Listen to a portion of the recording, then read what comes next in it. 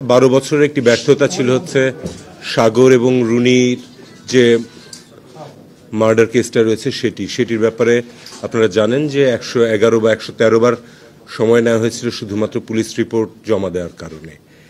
আমরা আমাদের প্রধান উপদেষ্টার জাতির উদ্দেশ্যে ভাষণ এবং আমাদের প্রধান বিচারপতিরও যে অভিভাষণ রয়েছিল সেখানেও এই মামলাটির কথা উঠে এসেছিল। তখন আমরা দেখি যে আসলে 2012 সালে একটি রিট পিটিশন ফাইল করা হয়েছিল যেখানে বলা হয়েছিল যে র্যাবকে তদন্ত করতে দেওয়ার জন্য, এবং শুধু তাই নয়, ওখানে তদন্ত করার সময় কাদেরকে জিজ্ঞাসাবাদ করতে হবে সেটাও স্পেসিফাই করে দেওয়া হয়েছিল।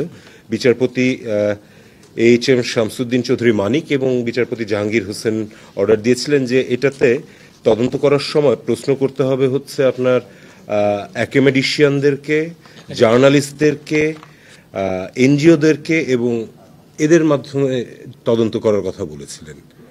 কিন্তু গত 12 বছরে আসলে তদন্ত খুব একটা কিছুই হয়নি।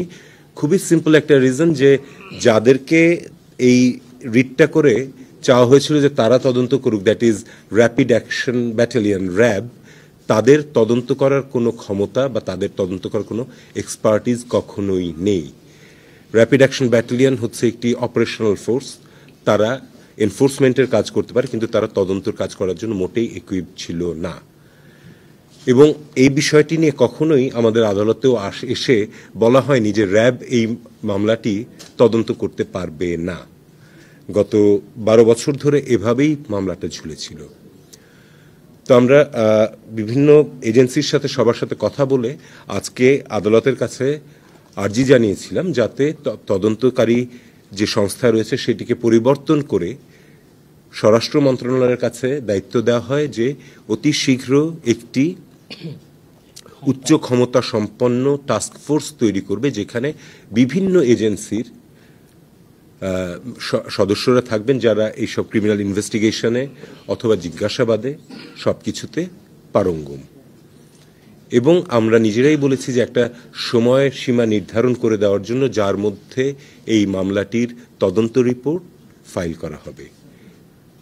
মাননীয় আদালত আমাদের বিচারপতি জনাব ফারাহ মাহবুব এবং বিচারপতি মাহবুবুল ইসলামের যে বেঞ্চ রয়েছেন তারা আজকে আমাদের এই আবেদনটাকে মঞ্জুর করেছেন এবং এটিকে পাঠিয়ে দিয়েছেন এখন র্যাবের কাছ থেকে নিয়ে স্বরাষ্ট্র মন্ত্রণালয়ের কাছে, যাতে স্বরাষ্ট্র মন্ত্রণালয় এখন একটি উচ্চ ক্ষমতা সম্পন্ন তদন্ত কমিটি তৈরি করে 6 মাসের মধ্যে রিপোর্ট জমা দেন, এবং রিপোর্ট জমা দেওয়ার একটা টেন্টেটিভ ডেটও উনি দিয়ে দিয়েছেন 6 এপ্রিল 2025।